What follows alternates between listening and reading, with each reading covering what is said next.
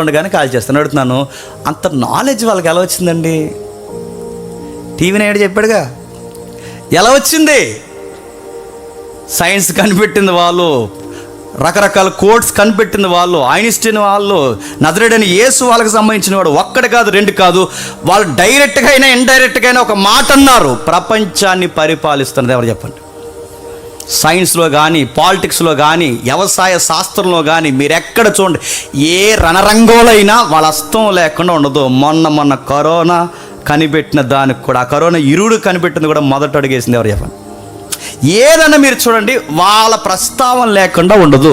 వాళ్ళు ఎంత మూమెంట్స్ చేస్తున్నారంటే ఖచ్చితంగా వీళ్ళు వెనకాల వాళ్ళ డిఎన్ఏలో పనిచేసేలాగా పనిచేస్తున్న శక్తి ఎవరు?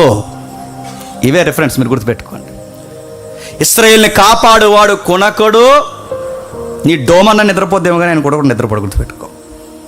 నీ మిస్సైల్స్ అయినా పనిచేయడం మానేస్తేమో కానీ ఆయన మాట ఇచ్చాడు, చివరి కాలంలో అంచె దినాల్లో నా కుమారుడిని ఎరిగేలాగా ఇజ్రాయేల్ని మరలా అంటు కడతాను. ఆ ప్రవచనం నెరవేరుతుంది త్వరలో.